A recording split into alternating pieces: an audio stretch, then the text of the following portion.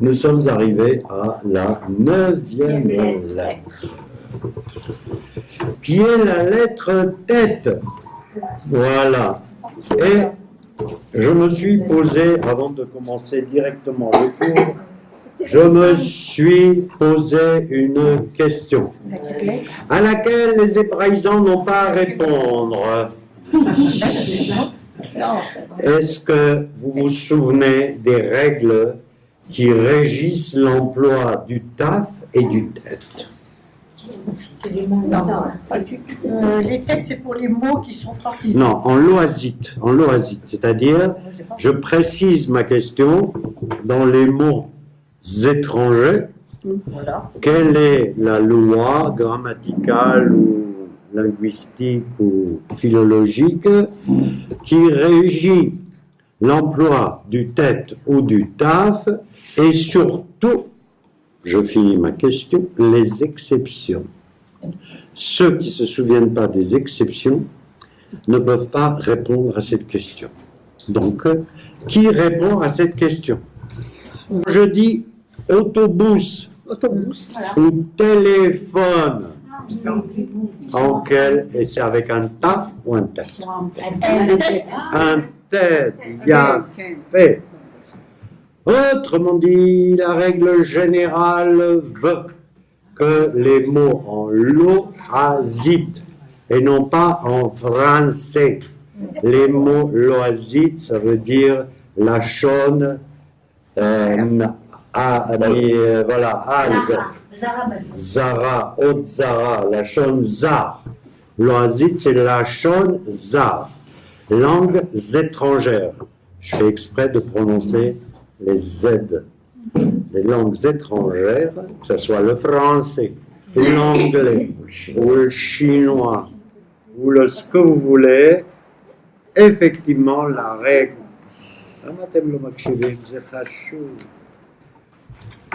La règle veut qu'on utilise la lettre tête et non pas la lettre taf. Cela dit, il y a les exceptions qui sont de deux ordres essentiellement. Qui peut me parler des exceptions? Les exceptions, ce sont les mots qui, en grec, commencent par la lettre θ. Vous savez comment elle est, la lettre θ en grec? La lettre θ en grec, c'est un espèce d'ovale comme ça, coupé au milieu. D'accord? Ces lettres θ en grec, en règle générale, quand on les écrit en anglais, c'est TH.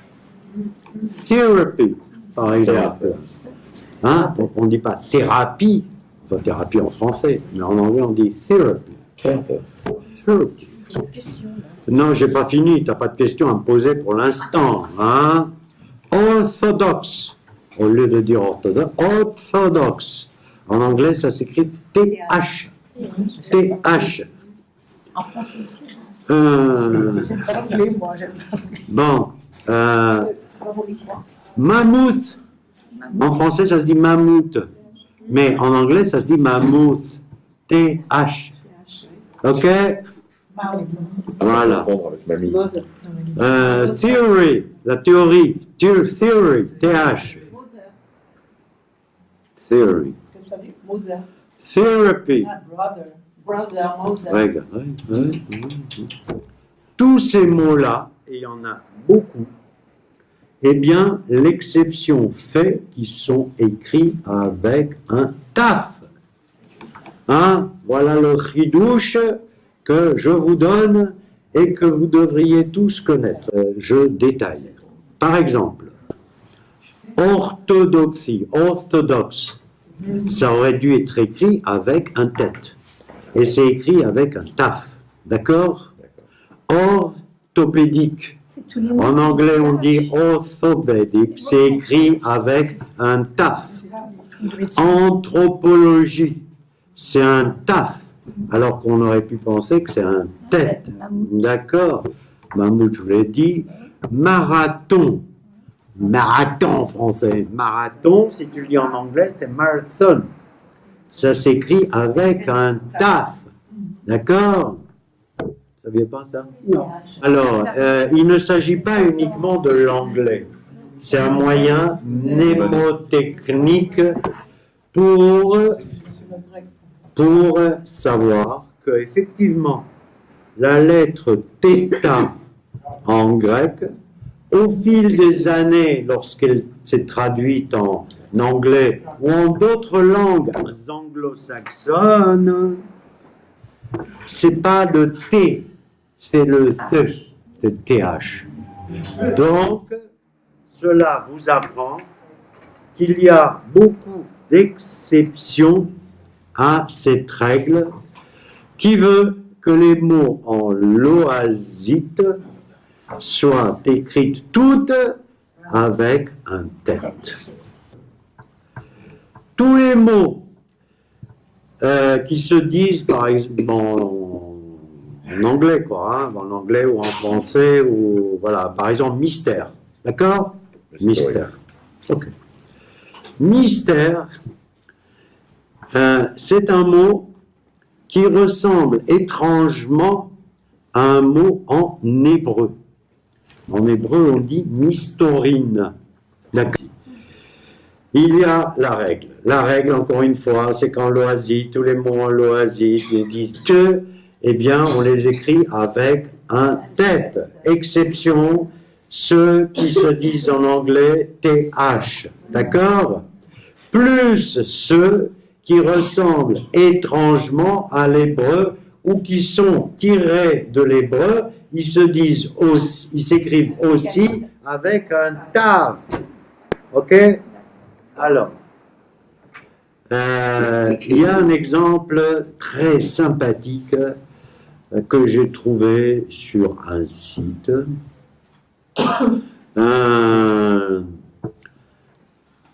Quand je dis mystère, mystère, quel est le mot en hébreu, par exemple mystérieux? Comment ça se dit en hébreu? Non, mystéron, c'est un mot effectivement en hébreu, mais c'est un mot ancien. C'est un mot ancien. Alors, on dit en hébreu nistar. Nistar. Nistar. D'accord? Et par exemple, le Rav Kook, là il y a un exemple qui m'a bluffé. Le Rav Kook disait que le mot histoire,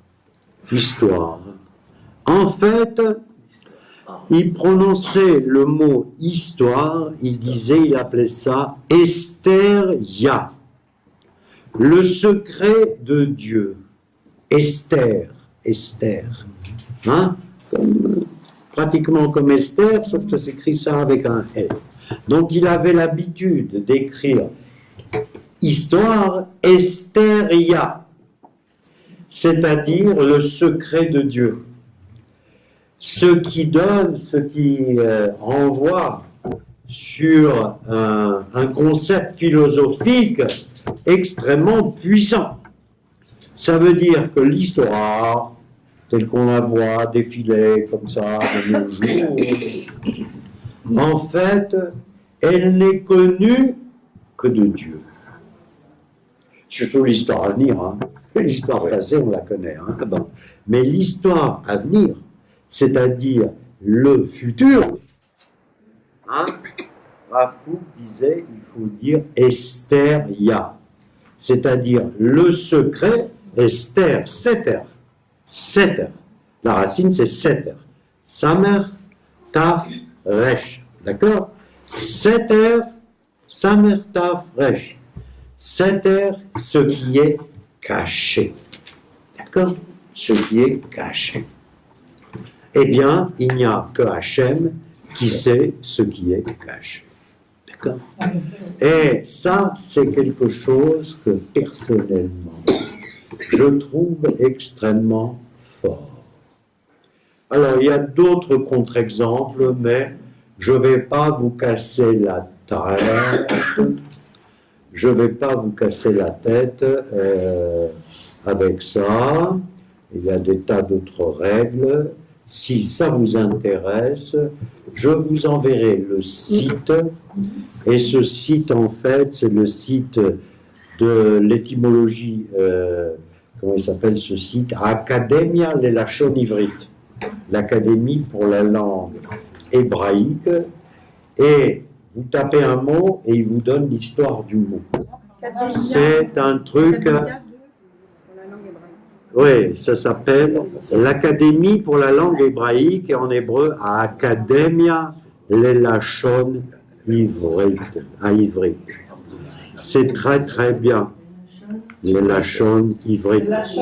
Ivrit, לא צריך להגיד עברית, העברית. לשון, העברית, אתה צודק. האקדמיה ללשון העברית. Et ils disent, mettez un mot et cherchez. D'accord? Et là, il y a tout un chapitre sur tête et taf, en sachant que je vous ai donné la règle, l'exception à la règle, mais qu'il y a d'autres choses, hein. D'abord, on ne va pas faire le cours que là-dessus, d'accord?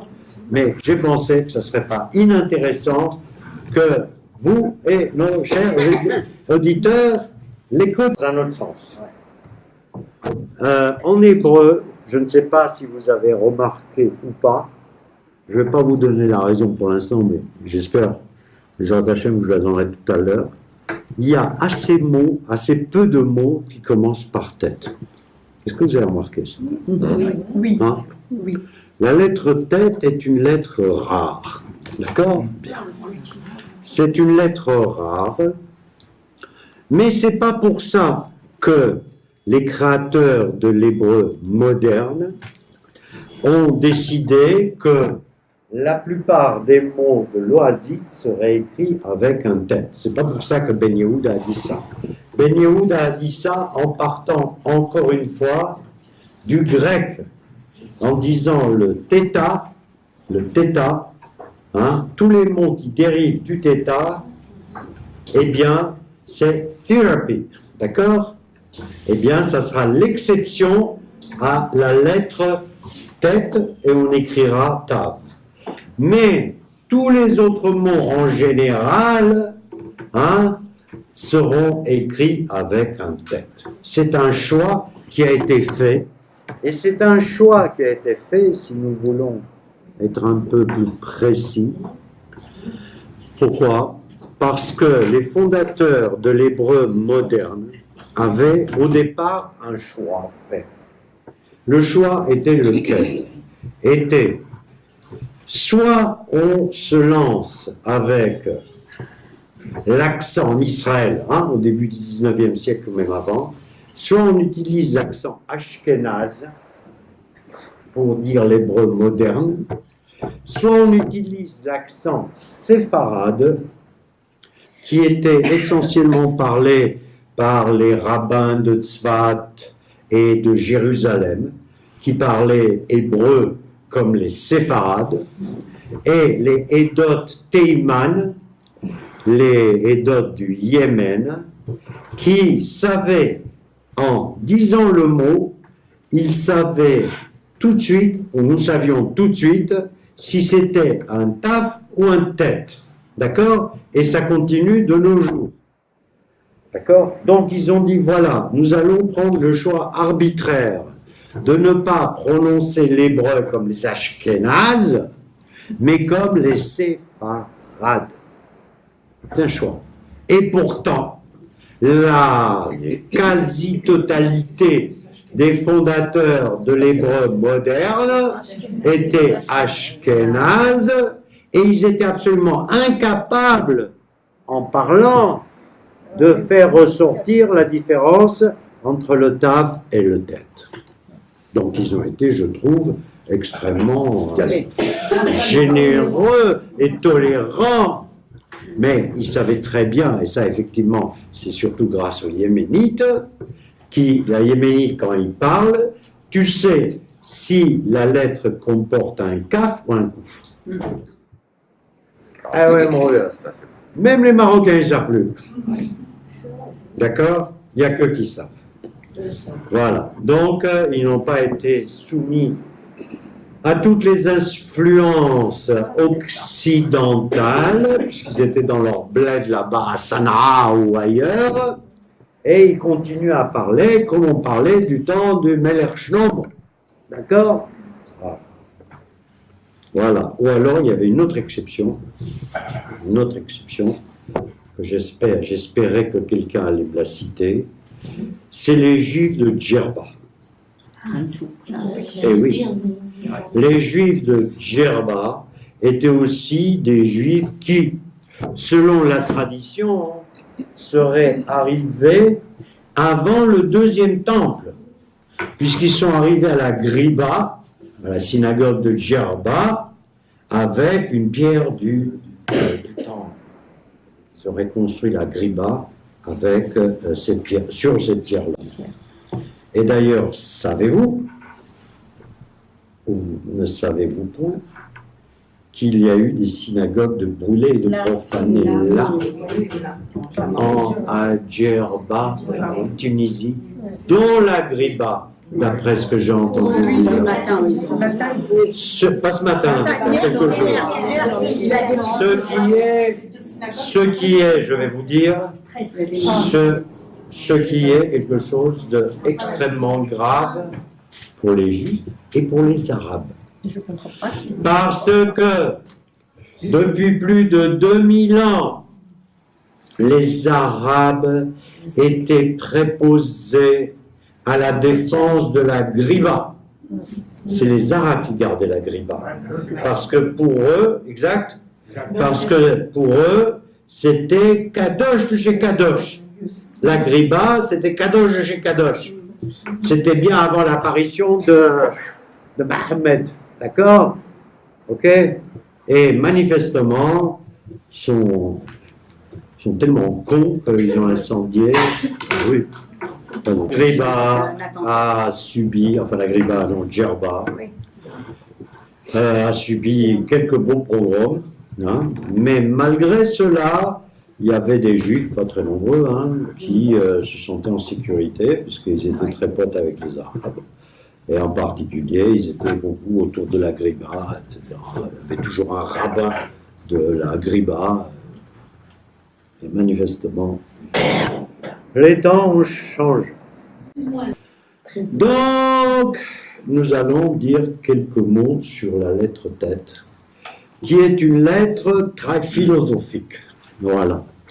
C'est une lettre très complexe, la lettre tête, et qui fait appel à des concepts assez élevés. Les autres lettres qu'on a étudiées jusqu'à ce jour, et on les a toutes étudiées du premier Asiron, c'est-à-dire la première dizaine, à l'exception de la lettre Aleph, c'était des lettres qui nous expliquaient des choses.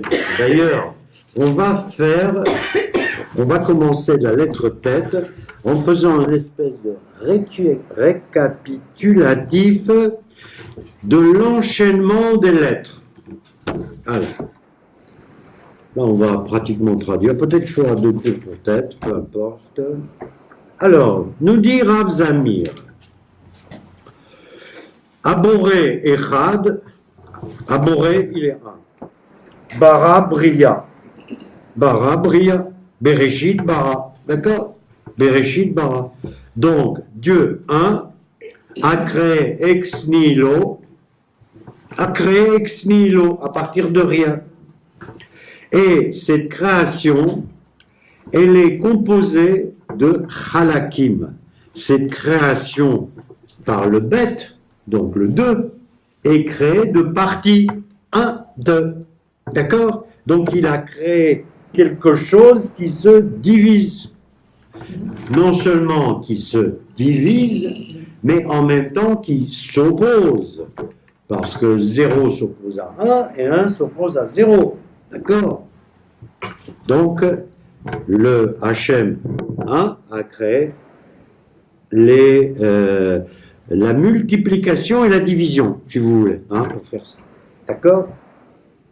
Alors, ces deux nigoudim, ces deux chiffres, ces deux-là, eh bien, ont une influence dans la mesure où le bête donne naissance au guimel, qui a gomel, celui qui donne, d'accord? Et au dalet qui le suit, celui qui le reçoit. Donc vous voyez, le bête déjà, il a le guimel, le donneur et le receveur. Donc on a déjà le aleph, bet, gimel et dalet. Bien. Alors, ce donneur et ce receveur, qu'est-ce qu'ils ont fait? Ils se sont assemblés. Ils se sont assemblés. Et ils ont fait un petit enfant. Eh ouais! Mais ouais! D'où la création du Valad et la lettre Hey, qui est la lettre qui porte le bébé. D'accord? L'Eda. L'Eda. D'accord? Ok. Alors, vous suivez. Alors, ce processus de création, Aleph, Bet, Gimel, Dalet, Hey,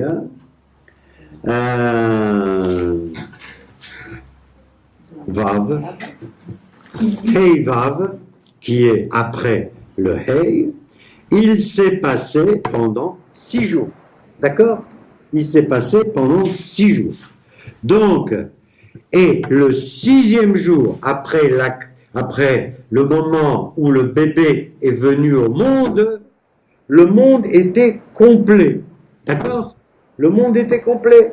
Il y avait aussi le bébé, donc l'homme. D'accord? Lettre Vav, qui est la lettre de la création complète. D'accord? Création complète. D'accord? Comme on a dit, pourquoi création complète? Parce que le chiffre 6, c'est les 6 points, les 4 points cardinaux, plus le haut et le bas. Terminé, le monde, il est construit. D'accord? Bien. Le monde construit, il est pour l'instant immobile. Un monde immobile ne peut pas fonctionner. Super. Donc arrive le verbe sein, et le sein, elle donne le mouvement. Ah, olam zaz, zaz. Et ensuite, qu'est-ce qui se passe? Il se passe que apparaît la vie. D'accord? Apparaissent les chaïm. Ils ne zassent pas dans n'importe quelle façon. Apparaît la vie. D'accord? La vie. La vie, elle signifie quoi? La vie, c'est... Comment la vie, c'est quoi? C'est le choix entre le bien et le mal. D'accord? La vie ne peut se manifester qu'entre le bien et le mal. On avait vu par exemple que dans la lettre Zain, c'était uniquement la guerre. La guerre ou la nourriture? Alors Zain, voilà, etc. Ou Mazon, d'accord? Donc je dirais une vie végétative. Hein? Qu'est-ce qu'on vit pour se procurer de la nourriture? Comment on se procure de la nourriture? Eh bien, on tue celui qui en a. D'accord? Et on lui prend sa nourriture. À partir de là, il est nécessaire qu'il y ait une certaine éthique et une certaine moralité qui apparaissent dans ce monde, et est apparue la vie. Mais la vie dans un sens élevé, ce qu'on appelle Nishmat Chaim. La Neshama est venue dans le Chaim. Quand la Neshama est venue dans le Chaim, la Neshama est rentrée dans la vie, l'homme a compris qu'il avait le choix. Et que sa vie, c'était pas uniquement de courir après le buffle ou après son voisin qui a tué le buffle. Parce qu'avant, c'était à peu près ça, quoi. Hein? Ou je cours après le buffle pour le tuer, ou je cours après l'autre tribu d'Indiens qui a tué le buffle afin que je lui pique le buffle. Voilà. Donc, le Nishmat Chaim, la vie civilisée, disons, est rentrée dans la vie, et on obtient la lettre Chet qui fournit le Koach HaBchira, la puissance du choix. D'accord? La puissance du choix. C'est bien. À partir du moment où il y a le Koach HaBchira, apparaît un concept qui va venir avec la lettre tête. Quel est ce concept? C'est le Tov. Le Tov, le bien. Le bien. Ok? Et Rav Zamir nous dit, c'est le Tov, il précise de quel Tov il se préoccupe. Il se préoccupe du Tov, Atov chez Choser la Tovim, c'est-à-dire le Tov, le bien qui revient aux gens qui sont bons. D'accord? D'où ce texte-là va être une longue digression sur qu'est-ce que le bien, qu'est-ce que le mal. C'est pour ça que je vous ai parlé de machin, de concepts élevés. Qu'est-ce que le bien, qu'est-ce que le mal? Et est-il vrai que tzaddik vetovlo veracha veralo? Le tzaddik, et il a du bien, il reçoit du bien, et le racha, il reçoit du mal. Or, en fait, c'est l'inverse. On dit tzaddik veralo, veracha vetovlo. Et comment cela se fait? La grande interrogation philosophique qui est pourquoi un tzaddik, eh ben, il ne reçoit pas tout le tov que théoriquement il devrait recevoir. Quel là-haut? Laisse tomber là-haut pour l'instant. Laisse tomber là-haut, nous on ne s'occupe pas de là-haut, non. Nous on s'occupe d'en bas, nous. On ne s'occupe pas de Yerushalayim Shel Ma'ala. On s'occupe de Yerushalayim Shel Ma'ata. Mais on a toujours à l'esprit que s'il n'y avait pas Yudke Vavke, eh bien, et la lettre Aleph, il n'y aurait pas de Bria, il n'y aurait pas de créature. Donc, quand on dit Tzadik Veralo, un Tzadik, et il vit une vie pas bonne, et Racha Vetovlo, comment cela se fait. Donc je ne fais qu'introduire cette interrogation de fond qui agite les Juifs, mais qui agite toute l'humanité entière. C'est pas seulement nous. Comment se fait-il que, je ne sais pas moi, la sœur pas Teresa ou la sœur Shmuel Duka, eh bien, elle a passé toute sa vie avec les petits Africains en train de les soigner, et elle a eu que des misères. C'est une question de fond. Pour l'instant, on va apporter avec la lettre tête quelques éléments de réponse.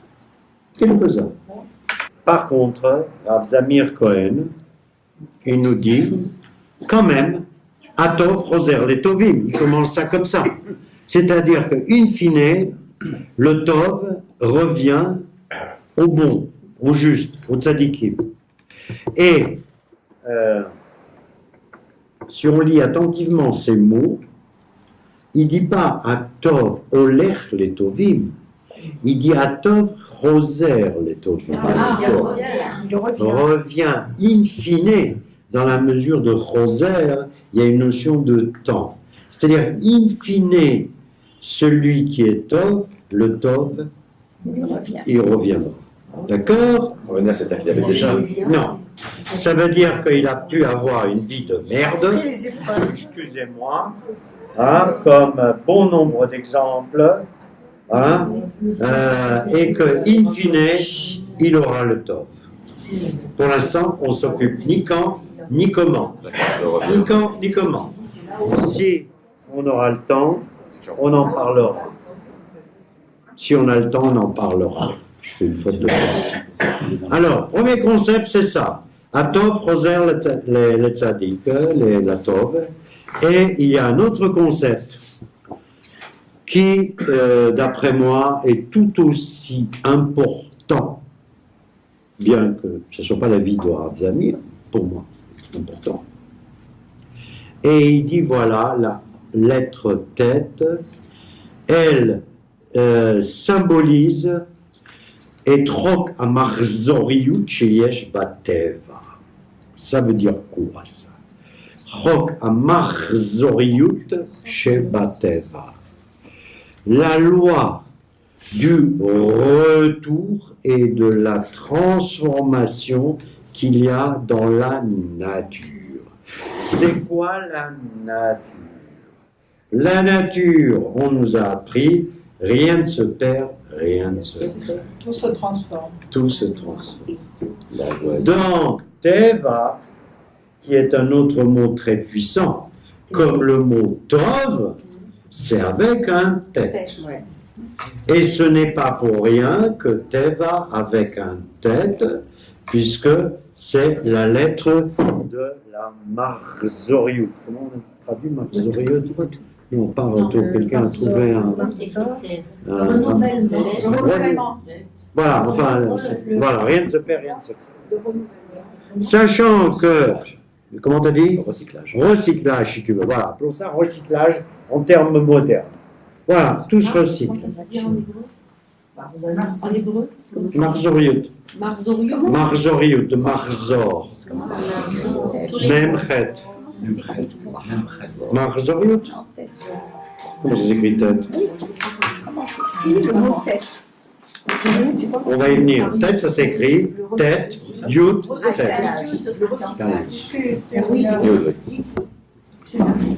Ok. Autrement dit, Ein Chomer Akale Min Haolam, il n'y a aucune matière qui disparaît de ce monde. Ve Ein Peula Sheolechet Larik. Et il n'y a aucune action, bonne de préférence, qui, ou mauvaise, qui est oubliée. Et là, on commence un peu à mieux comprendre l'histoire de Tov chez Roser Latovim. Autrement dit, l'idée de la Marzoriut, du retour, du recyclage, Marzoriut, Marzor, c'est pas seulement pour la matière, c'est aussi pour les actions. Autrement dit, une bonne action n'est jamais perdue et une mauvaise action n'est jamais oubliée. D'accord? Donc on commence à avoir, grâce au chok de la Marzoriut, grâce au recyclage, voilà, le recyclage, comme ça, d'accord? La tête. Tête, ça c'est... Voilà, je fais le recyclage. D'accord? Je recycle. D'accord? Et même que je laisse une cheminée pour laisser les vapeurs nocives s'en aller. Il est qui passe. Ok? Shum Maaseh Tov Ora Eino Olech Leibud. Aucune action bonne ou mauvaise ne se perd. Je t'ai entubé aujourd'hui. D'accord? Mais je m'en porte très très bien puisque je t'ai entubé aujourd'hui. D'accord? Toi, tu te portes très très mal hein, puisque tu t'es fait entuber. D'accord? Même si demain je vais bien et après-demain je vais bien, un beau jour ça va me retomber sur la gueule. C'est quand même général. Ma mère disait, dans la vie de mon fils, tout se paye, le bien comme le mal. Moi je dis la vie c'est un dimanche, c'est vrai. C'est pas mal aussi. Comme tu envoies, tu reçois. Alors, si en théorie, la finalité de la création, là, je pèse mes mots, est de faire du bien aux créatures. D'accord? On dit que, in fine, Hachem, c'est Atov et Amétiv. D'accord? C'est quoi Hachem, Atov et Amétiv? Hachem, il est bon, Atov, et Amétiv, et il fait du bien. D'accord? Bien. Atov et Amétiv. Si Hachem est Atov et Amétiv, ça veut dire d'abord qu'il a une très bonne mémoire, parce qu'il se souvient, d'accord, et que la finalité de la création, c'est-à-dire cette espèce de création circulaire, comme ça, là, ou création en ellipse, sa finalité, c'est d'apporter le tov. C'est ça qu'il faut retenir. La finalité de la création, c'est d'apporter le tov en ce monde. Amen. Ça, c'est la finalité. Ça.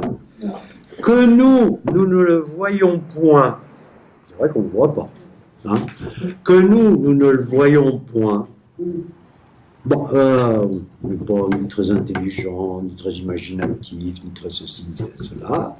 Il faut croire ça comme un postulat. Il faut prendre ça comme un postulat. La finalité, zélétive la briote. C'est-à-dire, le monde a été créé pour faire du bien aux créatures. C'est un postulat. Donc, en continuant la lettre tête, eh bien, on apportera encore des éléments de réponse. Voilà. OK. Alors, un premier élément de réponse, c'est que la vraie finalité de la création, de la marzoriout, c'est que le bien, eh bien, il ne sera pas forcément de ce monde.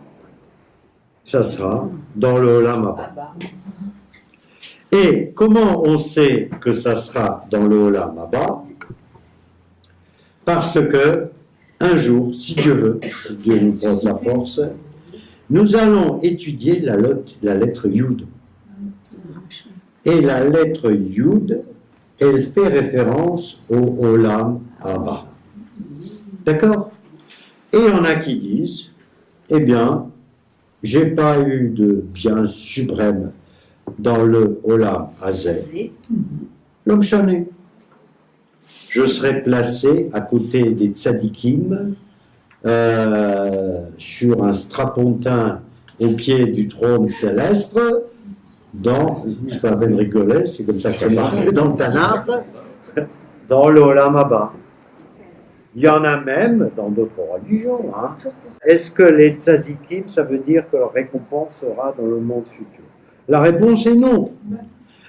Pour certains, oui, mais pas d'une façon systématique. Chas v'chalila, chas v'shalom. Pourquoi? Non. Nous, on n'est pas, comment dirais-je, ce concept-là que tu évoques, effectivement, c'est une mauvaise compréhension du judaïsme que nous ont pris non seulement les chrétiens, mais aussi l'Extrême-Orient et les musulmans. Et les musulmans. Alors les musulmans, ils nous l'ont pris d'une façon la plus simpliste possible, 72 vierges. Alors, non, absolument pas. Absolument pas. La finalité n'a pas d'avoir le bien dans le monde futur. Simplement, dans le monde futur, une fois qu'on sera dans le monde futur, bon, je ne sais pas comment c'est le monde futur, et puis ça, voilà, là, mais on dit Olam Shekulo Tov. C'est comme ça qu'on qualifie le monde futur. Olam Shekulo Tov. Tout est bien là. Non, un monde qui est tout bien. D'accord? Mais on verra, puisque là vous brûlez d'impatience pour que je vous dise le truc qui permet d'avoir du Tov. Avec un tête, un tas, Oui, sauf que le truc, tu le dis pas en hébreu. Alors tu le dirais un truc. Un truc. Un truc. Mais si c'était un truc, avec un tête, ça serait un tête. Un tête, médicament. Est-ce que le pont dont tu parles, c'est quand tu dis ça, on revient, donc le tête qui est comme ça, et qui fait le recyclage. Oui. Est-ce qu'on ne fait pas que ce tov, il va vers la perfection? Non, non. Je pose la question aussi. Non, non, non, attention. Non, on n'est pas à chercher la perfection. Non, mais Nous, on est en train, vous allez voir, hein, laissez-moi continuer et ça va venir, ça va venir. Rav Zamir nous dit, Peulot atzadik aoseh tov chosrot elav, les actions du tzaddik qui fait du bien reviennent vers lui, ou metivot lo, et lui font du bien. D'accord? Ok. D'ailleurs, nous précise-t-il, en passant, ou by the way, que si tête a la valeur numérique de 9, sadique a la valeur numérique de 90. C'est amusant, hein? 9 fois 10. D'accord? Voilà. Mais je vous en dirai pas plus parce que ça, c'est un truc progressif. Ce qui est bien avec Rav Zamir, c'est que il est progressif. Voilà, progressif, progressif. Donc là, on va faire une petite pause et on va parler d'autres choses tout en revenant par la suite à ce qu'il dit. Alors il dit quoi? Alors, avant de vous dire quoi il dit, et je pense qu'on va avoir droit à 2 cours, il me vient quelque chose à l'esprit. Il me vient quelque chose à l'esprit qui... voilà. Vous pouvez vous demander pourquoi, vous interroger, pourquoi je cite toujours, vraiment, j'essaie toujours de citer le Rav ou le livre ou... au nom duquel ou de quoi je dis une chose. Pourquoi je m'efforce toujours de le dire? Alors, on dit, il y a une phrase célèbre dans le Pirkei Avot qui est reprise dans la Gemara et qui dit à Omer Adam, à Omer Davar, Omer Davar, Betor Omro, Mevi Geoula Laola. Celui qui dit une chose au nom de celui qui l'a dite avant lui apporte la délivrance au monde. C'est une phrase élevée. Alors, je pense que certains d'entre vous connaissent. לא, אף אחד? כן. אתה מכיר את זה. כן, ודאי, זה פרקי אבות. גמרא, je sais plus laquelle. Si, non, je sais pas, Dans laquelle? Celui qui cite un... Celui qui cite ses sources, Voilà. voilà. Mais c'est pas tellement la source. C'est dans la valeur. Non, attends une chose. Donc, Amevi Davar Betor Omro, Mevi Geoula Laola. Alors, on pourrait dire, alors c'est une phrase très surprenante, parce qu'on pourrait dire Amevi Davar Betor Omro, celui qui cite ses sources, c'est bien. Balèze, honnête, d'accord? Mais vie, Oui. Or, qu'est-ce que nous disons? Nous, les Juifs, on me dit Géoula, Laola, il apporte la délivrance au monde. Alors, a priori, c'est incompréhensible de chez incompréhensible. Alors moi, je viens de dire, voilà, le Rav Zamir Cohen m'a appris, en plus il faut toujours bien prononcer le nom de la personne qui t'a appris quelque chose, de façon à ce qu'il n'y ait pas ambiguïté. Parce que si je dis le Rav Cohen m'a appris ça, comme il y a 36 000 Rav Cohen, eh bien, on ne saura pas lequel. D'accord? Donc je dis le Rav Zamir Cohen m'a appris. Or, je m'efforce de citer son nom. Donc, pourquoi est-ce que j'apporte la délivrance? Parce que la parole crée. Pardon? La parole crée. C'est-à-dire? en citant. Vas-y. Hachem a créé à partir de la parole. On peut dire aussi que nous, on crée du bien en citant la personne, en citant la personne. Sinon, on pourrait dire n'importe quoi, n'importe quoi de... Oui, mais tu as dit autre chose. Tu as dit Hachem crée. C'est ça que tu as dit. Créé par la parole. Ok.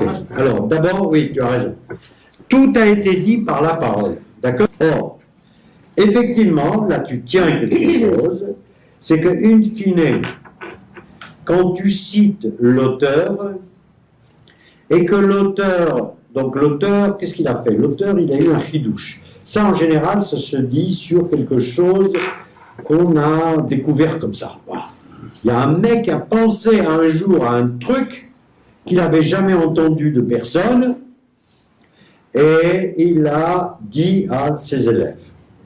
Donc, Chova la Talmidim, obligation pour les élèves de citer le Rav qui leur a fait ce chidouche. Mais ce Rav qui a fait, ce Rav ou Portira, qui a fait ce chidouche, in fine, il a tout reçu de là-haut. Il a tout reçu de là-haut, donc in fine, il ne fait que se rappeler que, en fait, tout ce qu'il possède, ça vient d'en haut. C'est une partie de l'explication.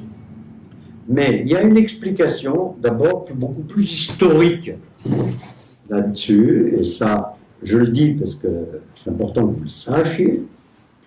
C'est à quelle occasion a été dit cette phrase Omer Davar Beshem Ono Bevi Geoula Laola. Vous avez une petite idée? Un truc historique, un fait historique connu. Ça a un rapport avec Esther. Esther Amalka. D'accord?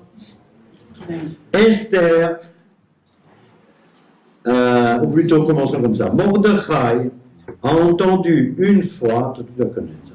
Mordechai a entendu une fois, je parle comme les Belges maintenant, a entendu une fois qu'il y avait deux manants qui voulaient tuer le roi, Achashverosh. Et Mordechai l'a dit à Esther. Qu'est-ce qu'elle a fait, Esther? Elle a été voir le roi Pour lui dire. Mordechai m'a dit qu'il y a un tel et un tel qui menacent de te tuer. Ah bon? Alors le roi, qu'est-ce qu'il a fait? Il a dit de l'écrire, il a donné l'ordre à ses scribes de l'écrire dans le livre des livres, dans son livre de chevet, etc. Donc il a dit, voilà, ce jour, le jour, nanana, il y a un mec qui s'appelle Mordechai, vous connaissez très bien Mordechai d'ailleurs, qui a fait savoir à Esther qu'il y avait un tel et un tel, d'ailleurs on va les pendre, allez, pendez-les, bon, qu'il me menaçait de le tuer. Très bien, bon, il a oublié. Et un jour, Nadeda Shenato, il n'arrivait pas à dormir. Voilà. Il n'arrivait pas à dormir. Il n'arrivait pas à dormir. Et il ne prenait pas des somnifères. Il a pris son livre. Il a demandé à ce qu'on lui lise le livre. On lui a lu le livre, donc le livre des chroniques, donc ça, le livre de chroniques de sa royauté, et on est tombé sur la page où Esther a dit que Mordechai lui a dit, etc., etc. Et à ce moment-là, le roi pose une question, mais il m'a sauvé la vie, ce mec. Qu'a-t-on fait pour lui? Et on lui répond, mais rien. Mais il dit, c'est scandaleux qu'on n'ait rien fait pour lui. Il faut toujours récompenser quelqu'un qui m'a fait du bien. Et c'est à ce moment-là qu'il a décidé, puisque là était intervenu Aman, qui voulait tuer tous les Juifs, à commencer par Mordechai, et là a commencé le processus de Géoula, de délivrance, disant, ben, vous donnerez à Mordechai le cheval de Haman, et c'est pas Mordechai, c'est pas Haman c'est pas Mordechai qu'on va pendre, mais c'est Haman qu'on va pendre, etc., etc. et a commencé C'est pour ça qu'on dit les écrits. le processus de délivrance. Oui, finalement, c'est pour que le mérite en revienne. Donc, vous voyez que quelque part, ça rejoint un peu ce que n'est ici, c'est que, in fine, non seulement tu as la délivrance, mais en plus, atov metivimlo. Donc, non seulement lorsque tu cites tes sources, tu apportes la délivrance, mais dans ce cas précis, c'est au peuple juif, mais en plus, ben, tu es sauvé de l'extermination. D'accord? Bien. Mais c'est pas suffisant non plus. C'est pas suffisant non plus parce que de nos jours, comment peut-on dire, celui qui cite la source ou qui cite l'homme qui lui a appris quelque chose apporte la délivrance au monde. Il a fait revivre quand même. D'abord, tu as raison, c'est très bien. Tu fais revivre celui qui n'est peut-être plus là. Ah oui, il n'est pas D'accord? S'il n'est pas là. Et s'il est là, tu lui donnes du kavod. Tu le montes. Donc là, nous disent les Chachamim, tu es Gomel Chesed. Tu es Gomel Ladal, ce qu'on a étudié. Tu fais du bien aux pauvres. Le pauvre, c'est qui? C'est un gars qui s'est cassé la tête pendant des jours et des jours, des fois des années et des années, pour trouver un ridouche. Il l'a donné à quelqu'un d'autre. Ce quelqu'un d'autre l'a complètement oublié, ou du moins, voilà, on s'en fout, celui-là qui l'a trouvé, et il prend le truc à son compte. C'est le pire du gezel, c'est plus grave qu'un vol, c'est du gezel, c'est de la... Gezel, c'est le vol avec effraction, ou la khatifa, c'est le kidnapping. Kidnapping. Plus grave de kidnapper quelqu'un que de voler sa montre, hein. Bon. Donc, c'est le kidnapping. Tu voles quelque chose à quelqu'un. Tu voles quelque chose à quelqu'un, c'est très grave. Tu attribues à quelqu'un quelque chose qui lui appartient, tu rétablis l'harmonie et la vérité dans ce monde. Si tu rétablis l'harmonie et la vérité dans ce monde, tu contribues à l'élévation du monde. Au moins ça. Je ne dis pas que ça s'appelle délivrance, mais tu contribues à l'harmonie dans ce monde. Si tu contribues à l'harmonie dans ce monde, ben, tu as fait un truc bien. Et puis en plus, tu t'es pas fait mousser pour rien, quoi. Hein? Tu t'es pas fait mousser pour rien. Je ne veux pas citer des gens qui ont pris à leur compte soit des mots ou des écrits qui ont été écrits par d'autres, soit des titres qu'ils n'avaient pas, etc. Mais c'est très grave. À la limite, prendre un titre, on s'en fout. Donc, je suis docteur honoris causa. Voilà, je suis docteur honoris causa. Bon, on s'en fout, je suis docteur, je ne suis pas docteur, etc. Enfin, quand tu viens au Misral Abriout et tu dis je suis refait Shinaim, et que tu es juste plombier, bah, c'est un peu dur, quoi. Hein, voilà. Hein. Donc, quelque part, remettre la vérité dans ce monde, ou contribuer à la vérité dans ce monde, c'est Bevi Geoula Alaola. Mon opinion personnelle, c'est que si tout le monde s'efforçait de citer ses sources, ou de citer au moins la personne au nom de qui on a appris telle ou telle chose, d'abord ça ferait du bien à sa mémoire. Et en plus, si chacun faisait ça, ils apporteraient de l'harmonie. Et si tout le monde apporte de l'harmonie, il y aura moins de conflits. Donc, par exemple, si l'islam reconnaissait demain, comme certains le font d'ailleurs, certains érudits islamistes le reconnaissent, comment dirais-je, l'apport de la Torah, du Talmud, du judaïsme, etc., à l'islam, ça n'enlèvera rien à l'islam. Au contraire, ça l'élèvera même. Mais ça permettra d'apporter la délivrance dans le monde. Il y aura moins de guerre. C'est sûr. Ça les arrangera. Les chrétiens, quelque part, ils ont commencé à le faire sous le gros pape. Jean 23. Voilà, Jean 23. Et ils ont commencé à le faire. Et ça a permis de faire des choses quand même. D'accord?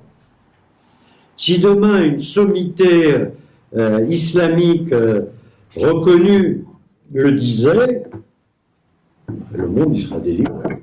Il n'y aura plus la guerre. Et l'islam dirait, ouais, effectivement, voilà, on voit les choses comme ça, mais in fine, nos sources, elles sont là, etc., etc. Qu'ils disent, j'en sais rien moi, Abraham, c'était notre père. Voilà. Ben, ils n'ont pas tort. Ils n'ont pas tort. Mais dites aussi que Abraham, c'était le père d'Yitzhak, et nanani, et nanana, et dites aussi qu'il n'est pas allé jusqu'à la Mecque pour construire la Kaaba, etc. Mais que la Kaaba, je ne sais pas moi, c'est Mahomet qui l'a construite. Donc, vous apportez de la... Voilà. Ok? Bien. Ce n'est que de l'espoir. Mais vous comprenez pourquoi il faut citer ces sources. Ça ne nous rapetisse pas, au contraire, ça nous grandit. Alors, quand est-ce qu'elle apparaît pour la première fois Tov. la lettre tête? Tov. Quand? Tov. Au Bereshit. Dans Bereshit, exact. Tov. C'était bien. C'était bien. C'était bien, il dit. Non, Ouais. c'est bien. C'est bien. Voilà. Vayar Elohim et Taor Kitov. Tov. Dieu a vu que la lumière, que c'était super. D'accord? Qu'elle était bonne. D'accord? Ok, c'est alors, la lettre tête,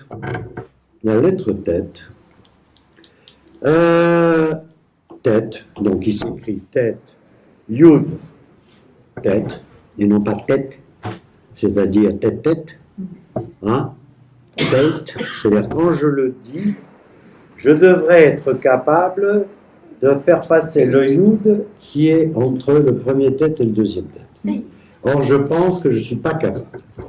Parce que, oui, mais si tu dis, Odette, si tu dis tête, on va dire, elle est bizarre celle-là. Hein? Je demande à Yéménite. On peut dire tête. Voilà, tête. Voilà, il faut le dire simplement, mais voilà. Voilà. Donc, alors, tête, ça s'écrit tête, yud, tête. Qu'est-ce que ça veut dire? Tit en hébreu. Parce que tête, yud, tête, ça se dit tit. Tit, mazétit, moutar lachlanot. Tit. Alors, tit, c'est, en hébreu, ça a plusieurs significations. C'est aussi bien la boue que le ciment. Nahon, c'est un tit. Et ça Voilà. s'emploie actuellement. Voilà, ça s'appelle tit. Mais avant le ciment c'est quoi? C'est je mets ça, je mets ça, etc. Je mets de la chaux, etc.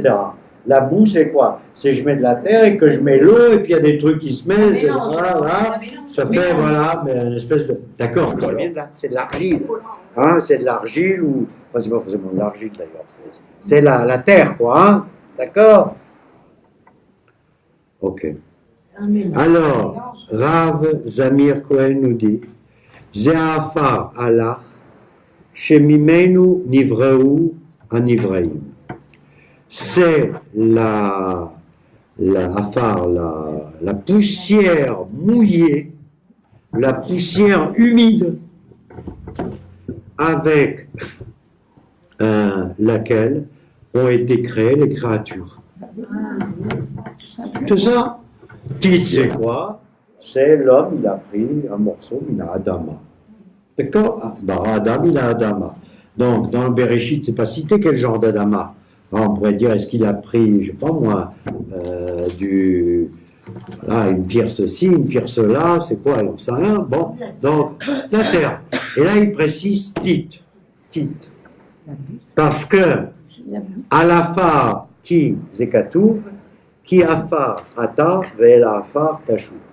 Car tu n'es que de la poussière et tu retourneras à la poussière. Ok, bien. Alors, ok.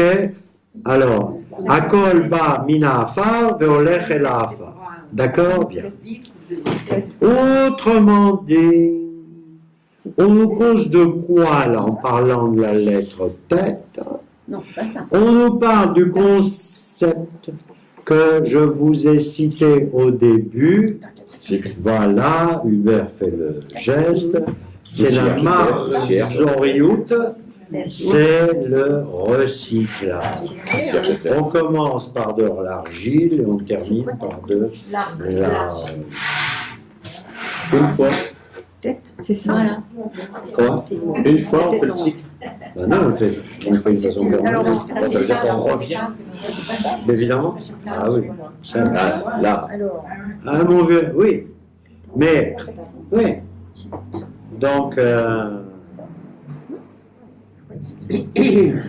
voilà. Donc, tout a été créé par la poussière, autrement par le titre. Le titre, d'accord. Voilà. Ok. Donc,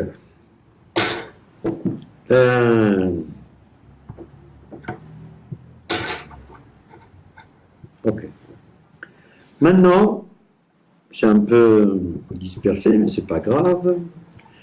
Il y avait dans le Talmud un chacham qui s'appelait Nahum, et on le surnommait Nahum Ish Gamzu. Nahum Ish Gamzu, l'homme de Gamzu. Voilà. Pourquoi Gamzu? Parce que, comme le dit David, il disait tout le temps Gamzu letova, Gamzu letova, Gamzu letova. Les gens, ils en avaient comme ça, on l'a appelé Gamzu. Voilà. Donc, alors, Gamzu, ça aussi, tout est pour le bien. Quand je dis Gamzu letova, c'est in fine, tout est pour le bien. Moralité, c'était l'homme qui était le plus samer du monde. Donc, il se faisait piquer par un moustique, le cul par un moustique, et il disait Gamzu letova. Et quoi? Tout, alors c'est quoi? Tout est bon. c'est bon. Tout est bon. Que tout est bon. Jusqu'ici, tout va bien. Voilà, très bonne traduction. Jusqu'ici, tout va bien. Je crois que c'est un peu pessimiste, ça. Jusqu'ici, tout va bien. Parce qu'elle est là, voilà. Voilà, tout est mieux dans le meilleur des mondes. Voilà. Donc, c'est petit à petit, on s'approche de l'idée que tout est bien. Tout est bien, même le mal. Attention, là on progresse, là. Tout est bien, même le mal. À partir de là, on commence à se poser la question, quelle est la fonction du mal? Eh oui, parce que quand on dit Tov, on sait très bien que Tov, il y a aussi Ra. Mais dans la mesure où je dis Akol letova, je dis Atov letova, Vegamara letova. Le bien est pour le bien et le mal, c'est aussi pour le bien.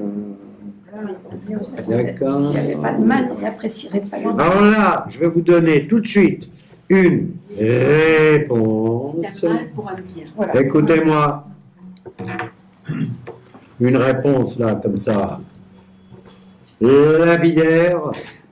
Alors, la réponse lapidaire est. Je vais dire une phrase en hébreu. Akira tachet mitoch harata kena bemarshava ayom. Zotomeret. Je vais m'expliquer.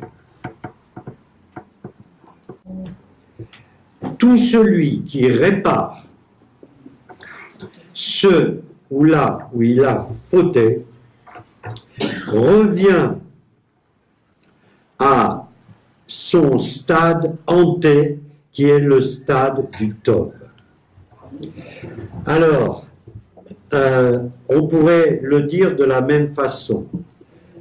Chata ve chita, c'est-à-dire le choté, le pécheur, ou celui qui a fait une transgression, qui a transgressé, et qui revient, qui fait charata, chez mitraret al maasav, à choté, chez mitraret, qui regrette ses actions, et à philoïli ou mitraret bemarshava, même si ce regrette ou il fait pénitence en pensée, il revient à l'état de Tov. C'est comme un rachat gamour, le méchant absolu, d'accord? Le méchant absolu, qui fait une teshuva absolue, au début dans sa tête, puis dans ses actes, revient à l'état de Tov, et que quelque part, il n'a pas à être puni pour ses actions. Je vais prendre un exemple qui est cité toujours par Rav Zamir. L'exemple, c'est un exemple extrêmement classique. Reine, ma reine. C'est un exemple classique qui est un exemple très fort. Par exemple, Adam Arishon. Tiens, lui, il a fait une bêtise incommensurable et il a été puni, mais puni bien, d'accord? Donc, qu'est-ce qu'il n'a pas perçu, Adam Arishon? Il n'a pas perçu, nous dit Rav Zamir, il n'a pas perçu quel était le koach de la teshuva, la force de la teshuva. Et comment il s'est rendu compte du poids de la teshuva? Il s'est rendu compte en voyant le onesh kal yachasit, la punition relativement légère qu'a subi son fils Caïn en tuant son frère Abel. Parce que, in fine, Caïn, qu'est-ce qu'il a eu? Il a rien eu. Caïn, il a été chassé de Seder, Wayana Venad, il n'avait plus le droit de se présenter ici ou là, il y avait un hôte, une marque sur son front, mais ça fait rien, il mettait du voilà, de poudre, voilà, et in fine, qu'est-ce qu'il a fait? Il a créé une ville et il l'appelait au nom de son fils Hanoch. Donc, Caïn, qu'est-ce qu'il a fait? Il a créé une ville et il l'a appelé au nom de son fils Hanoch. Hanoch qui veut dire Chinuch, éducation. Donc, quelque part, Caïn a compris tout de suite qu'il a fait une énorme bêtise et que quelque part, il a commencé à rentrer dans le keta, dans le truc de l'éducation, de la teshuva, etc. Alors, son père, Adam, il n'a pas compris. Adam, il n'a pas compris. Et attends, Caïn, il tue son frère et il a une faute légère. Pourquoi? Et là, il a compris, parce qu'il a fait teshuva. Alors Adam s'est dit, Oy voizmir, bien qu'Adam n'était pas forcément ashkénaze. Oy voizmir, si j'avais connu la faute de la force de la teshuva, eh bien, je serais peut-être resté au Gan Eden. Voilà. Donc, c'est reporté dans la Gemara, tout ça, dans les Midrashim. Voilà. À la Onesh Akal Yachasit, Voilà, c'est pas possible ça. Voilà. Donc, voilà.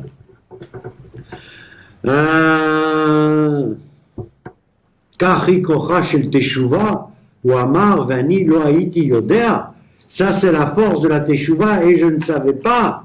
Alors à ce moment-là, les Chachamim, ils ont dit, qu'est-ce qu'il a fait? Quand il s'est rendu compte de ça, il a dit un shir. Il a dit Mizmor shir. Shir, etc., etc. Donc, Tov leodot lachem, ou zamer le shimcha elyon, etc. Il a dit un psaume, d'accord? Donc, Adam Arishon aurait dit un psaume. Ça là. Et il a dit Tov. Tov leodot lachem, il est bon de remercier Allah, etc.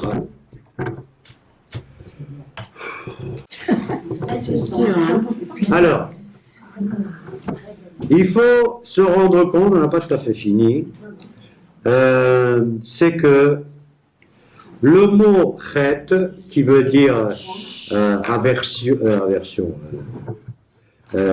péché, ce que vous voulez, chata, chatati pachati, eh bien, la charata, on avait dit ce que c'était, c'est-à-dire regretter sa faute.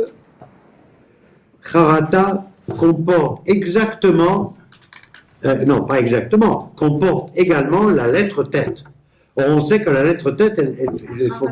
Charata, c'est avec tête, chata, c'est avec tête. D'accord? Bien. Or, qu'est-ce qu'il y a dans charata qu'il n'y a pas dans chata? Il y a la lettre resh. Or, la lettre resh, elle symbolise quoi?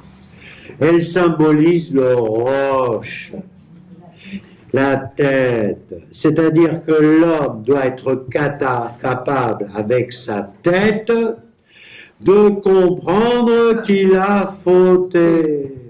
Avec sa tête, avec son cœur. Mais le cœur, il est mu par la tête. S'il ne comprend rien, le cœur, il fera rien. Donc, s'il dit chatati aviti pachati, il fait charata. Il réfléchit avec sa tête et se dit, effectivement, j'ai fauté, j'ai péché, etc., etc. Je fais marche arrière, je me repens. Voilà, c'est la notion de repentance, de repentir. Donc, dans péché, il y a repentir. En hébreu, parce qu'en français, je vois pas. Repentir, péché, non, ça marche pas. Charata, lachon, chata, ela, chashav, imarosh, mais il a pensé avec la tête, sheigi azman la charata, que le moment est venu de se repentir. C'est-à-dire, alors, on s'arrête. Alors, on va être obligé de compléter. Lettre tête. Avez-vous remarqué la forme de cette lettre? Regarde. Oui, le serpent, il a dit. Non, mais en dehors du serpent, la lettre tête, elle a une particularité tout à fait remarquable. Elle ressemble à un panier, pas un panier percé, un panier dans lequel des choses rentrent, on fait rentrer des choses, mais elles ne peuvent pas sortir. C'est un piège, il y a fait, c'est un piège. Alors, vous me diriez, mais la lettre P, c'est la même chose. Oui, c'est vrai. Eh ben non. Parce qu'elle retourne à C'est un piège. Dans l'autre sens. Parce que la lettre P, elle a effectivement une sortie, mais c'est une sortie en pente comme ça. Là. Ce qui fait que les choses peuvent rentrer et elles peuvent sortir. Là, la lettre tête, on y rentre des choses, mais elles ne peuvent pas sortir. C'est un problème, ça. Pourquoi ne peuvent-elles pas sortir? À cause d'une particularité de la lettre tête dont je vous ai parlé précédemment et qui est liée au fait que la lettre tête symbolise le Teva, la nature. Or, qu'est-ce qui particularise le Teva? c'est que rien ne se crée et rien ne se perd. D'accord?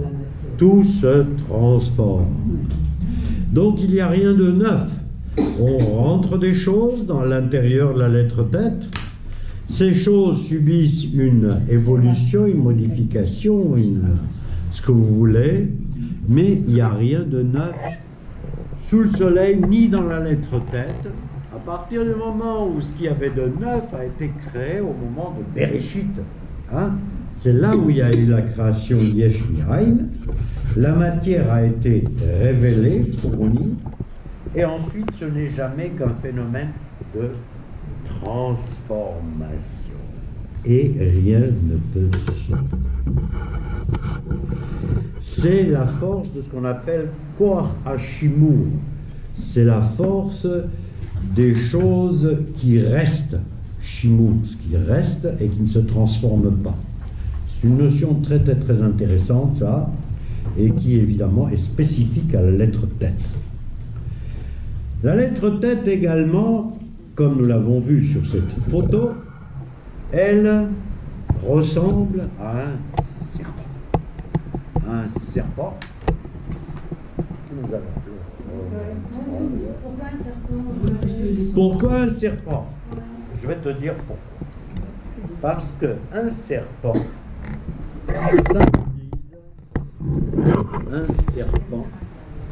symbolise le Yetzer Hara. D'accord? Le Yetzer Hara. C'est-à-dire que dans un sens, la lettre tête, c'est Tov. Hein? C'est le bien. Mais on sait très bien que chaque lettre, comme chaque chose, elle a Tzadechad veipuro, Son contraire. un comté et son contraire. Alors vous me direz à quoi sert le serpent? Le Yetzer Hara, elle sert à... C'est un adversaire. Le Yetzer Hara est un adversaire. S'il n'y avait pas le Yetzer Hara, nous n'aurions pas d'adversaire. D'accord? Tout serait halal comme ça, là, hein, comme sur une patinoire. Non. Nous, on a besoin de combattre. Parce que si on ne combat pas le Yetzer Hara qui est en nous, ou qui est à l'extérieur, eh bien, il n'y a pas moyen de gagner et de s'améliorer de façon à arriver au Tov. Donc, quand Hachem a créé l'homme, il a créé aussi le Nachash. D'accord? Le Nachash, le Yetzer Hara. Ok?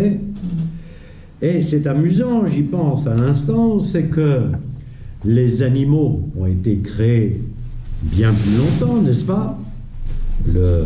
Quel jour a été créé le Nachash? En même temps que le Adam. En même temps que le Adam. Hein? Voilà. Et or, le Nachash a été créé en même temps que le Adam. D'accord? De façon à ce qu'on ait un adversaire digne de nous. D'ailleurs, on dit que plus la madrega d'un Ben Adam est haute, plus son Yetzer Hara est fort. D'accord? Nous qui sommes des petites gens, enfin moi surtout, pas vous.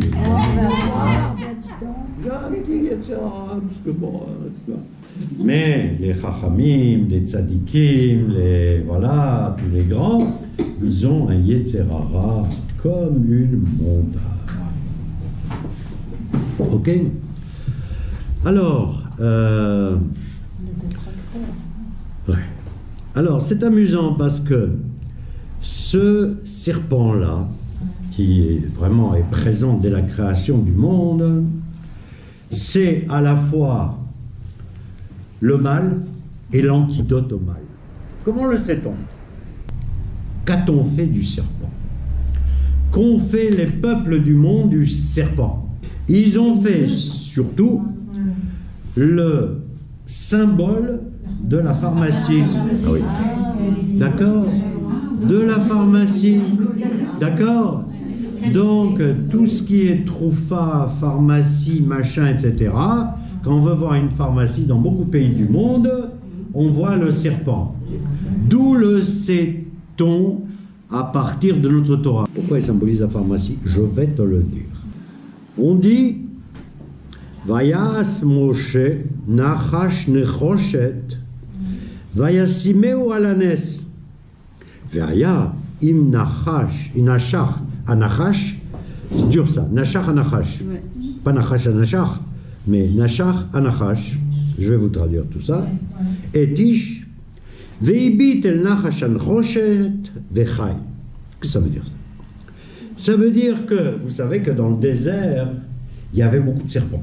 Dans le désert du Sinaï, on a mis plein de serpents. Hachem, il a mis plein de serpents. D'accord? Des serpents et des akravim. Des akravim, des scorpions, partout. Im nachach nachash ishechad, ve'ibit al nachash anechoshet ve'uchai.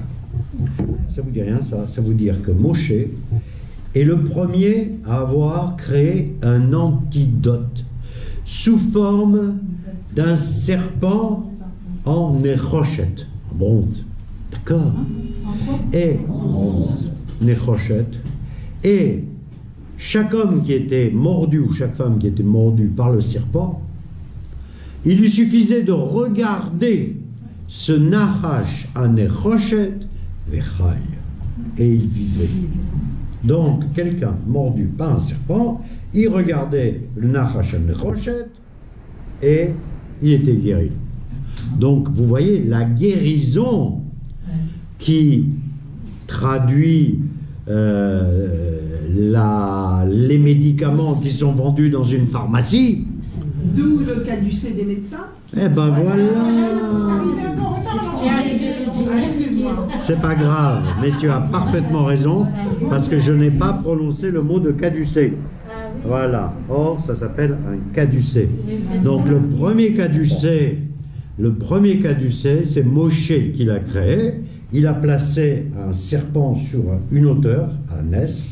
Il l'a placé sur une hauteur. Quelqu'un, ah, tu me pieds, Moshe, ah, regarde. Il regardait, etc. Il y avait le caducée. C'est pas beau ça? C'est encore un truc qu'on nous a piqué ça.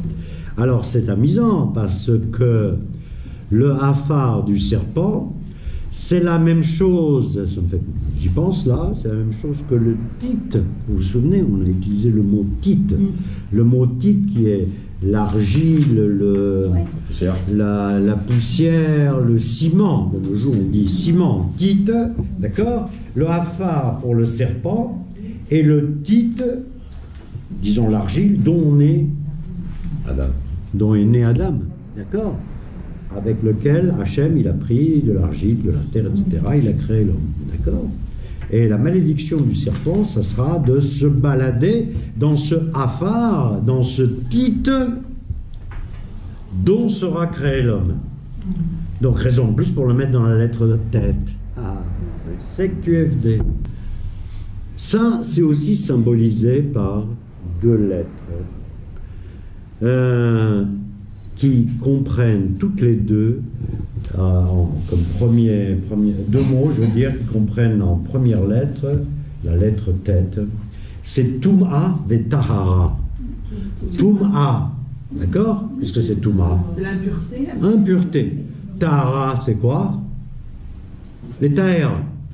Le contraire, c'est-à-dire se purifier, la purification. Impureté, se purifier. Tous les deux, Tum'a ve Tahara, avec la lettre tête, d'accord? Donc encore une fois, le bien est l'antidote et l'antidote est le bien. Tahor, ça ne s'applique pas à de la nourriture. Le mot Tahor ne s'applique pas à la nourriture. Le mot Tahor, Tahara, s'applique in fine à nous. Nous sommes en matzav, en situation de Tahara ou de Tum'a. Nous sommes purifiés ou nous sommes en stade d'impureté. En définitive, quel est le stade dans lequel on est? Est-ce qu'on est en Tum'a ou en Tahara? Non, je vais préciser ma question. Est-ce qu'on a des moyens pour passer de la Touma à la Tahara? Bien sûr. Oui, le Netilat Yadayim. Le mikvé. Le chemin entra. Jusqu'à présent, il n'y aurait que la vache-rousse. Et voilà, c'est ça la réponse. Entendu. La vache rousse. Nous sommes en situation de Touma parce que nous n'avons pas le hafar, les cendres de la vache rousse. C'est pour ça qu'on nous interdit, par exemple, certains rabbins nous interdisent de monter sur l'esplanade du temple, parce que nous sommes en situation d'impureté. Alors c'est vrai qu'on peut se mettre dans un mikvé, nani, nana, on ne peut pas enlever l'essence de la Touma. Cela dit, il y a des moyens pour réduire la Touma qui est en nous, Netilat Yadayim, mikvé, ceci et cela, d'accord? Mais sachez, et ça rejoint l'histoire de le bien ou le mal et l'antidote, c'est Touma Vetara, d'accord? Non, non, c'est pas la même racine. Donc c'est pas vraiment l'inverse. C'est Tamé, non, c'est le tête qui est là. Il y a le tête qui est là, Touma, Tahara, Tamé Vetaor. Tamé Vetaor, d'accord? Impur, pur. C'est une lettre qui est très très rare, d'accord? C'est une lettre qui est rare, beaucoup plus rare que les autres lettres dans notre Torah, d'accord? De nos jours, on s'est rattrapé, parce que comme on a vu que tous les mots en loasite, hein, qui se disaient en hébreu, on leur met un tête, d'accord? Sauf des exceptions qu'on a soulevées la dernière fois. Alors, pourquoi elle est rare? C'est une question qu'on peut se poser. Alors, elle est rare parce que elle traduit tous les mots qui commencent par tête, elle traduit ou des choses graves ou des choses d'exception. Ce n'est pas quelque chose de ragil. Exemple, dans les choses graves, mauvaises, etc., on voit que la lettre tête figure dans Tover, Tvia, l'homme qui coule dans la mer, Tvia, Tarout, erreur, Touma, d'accord, l'impureté, etc., d'accord. De l'autre côté, il y a Tahara, d'accord. Il y a Tahara, donc toutes choses qui yotzi migeder haragil, qui sortent de l'ordinaire. Dans la mesure où elles sortent de l'ordinaire, il est normal que cette lettre-là, elle sorte de l'ordinaire et elle apparaisse beaucoup moins de fois que les autres lettres dans la Torah. C'est une explication un peu chitrite, comme on dit, chitrite. Mais je ne trouve plus les mots en français. Chitrite, banale, quoi, hein, voilà, pas très intéressante, mais voilà, c'est ça le... Alors, voilà, c'est en fait les choses que je voulais rappeler, et je voulais surtout insister sur ce qu'on appelle, ce que le Rav Zamir Cohen appelle Shimur Achomer Ve'energia, c'est-à-dire c'est une lettre dans la mesure où c'est la Teva, la nature, elle garde la matière et elle garde l'énergie qui rentre dans la tête et qui ne peut pas sortir, d'accord? Bien. N'oubliez pas, et je terminerai là-dessus sur la lettre tête, que c'est la dernière lettre des nombres simples, des nombres à les chiffres à un nombre, des chiffres à un nombre. C'est-à-dire que quelque part, quand on a fait de Aleph à tête, et non pas de Aleph à Taf, Aleph à tête, c'est-à-dire les 9 premiers nombres, quelque part on a terminé un cycle. Le cycle, quelque part, de Olam Hazeh, de ce monde. ce qui est ici, d'accord? Ce qui est ici, hein, c'est le Teva. On a vu le Teva qui se crée, d'accord, par la lettre Hey, la naissance. Le Teva qui, par la lettre Vav, qui symbolise les 4 points cardinaux, plus le haut et le bas. On a vu le Teva qui est dans le mouvement, dans le Zain, Zaz, et on termine par la autre tête qui nous rappelle que rien ne se crée, rien ne se... Hein, tout se transforme, d'accord? Bien. Et que nous, notre métier, c'est de transformer, d'accord? Ok. Nous, on a été placés dans le Olam HaAsiya. C'est une lettre qui est rare, beaucoup plus rare que les autres lettres dans le Torah. D'accord? De nos jours, on s'est rattrapé parce que comme on a vu que tous les mots en loazite, hein, qui se disaient en hébreu, on leur met un tête. D'accord? Sauf des exceptions qu'on a soulevées la dernière fois. Alors, pourquoi elle est rare? C'est une question qu'on peut se poser. Alors, elle est rare parce que elle traduit tous les mots qui commencent par tête, elle traduit ou des choses graves ou des choses d'exception. Ce n'est pas quelque chose de ragil. Exemple, dans les choses graves, mauvaises, etc., on voit que la lettre tête figure dans Tover, Tvia, l'homme qui coule dans la mer, Tvia, Taout, erreur, Touma, d'accord, l'impureté, etc., d'accord. De l'autre côté, il y a Tahara, d'accord, il y a Tahara, donc toutes choses qui yotzi migeder haragil, qui sortent de l'ordinaire. Dans la mesure où elles sortent de l'ordinaire, il est normal que cette lettre-là, elle sorte de l'ordinaire et elle apparaisse beaucoup moins de fois que les autres lettres dans la Torah.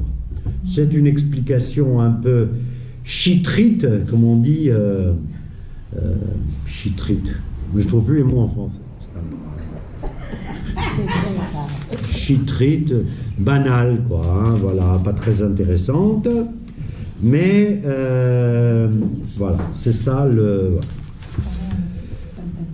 Alors, voilà, c'est en fait des choses que je voulais rappeler, et je voulais surtout insister sur ce qu'on appelle, ce que le Rav Zamir Cohen appelle Shimur HaChomer ve'Energia, c'est-à-dire c'est une lettre dans la mesure où c'est la Teva, la nature, elle garde la matière et elle garde l'énergie qui rentre dans la tête et qui ne peut pas sortir. D'accord? Bien.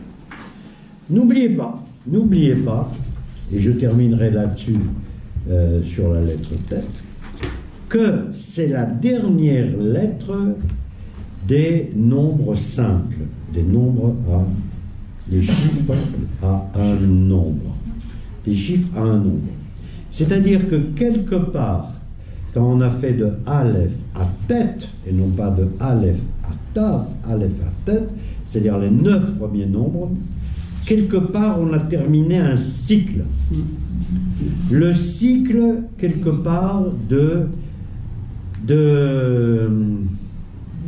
Olam Hazeh, de ce monde, ce qui est ici, d'accord?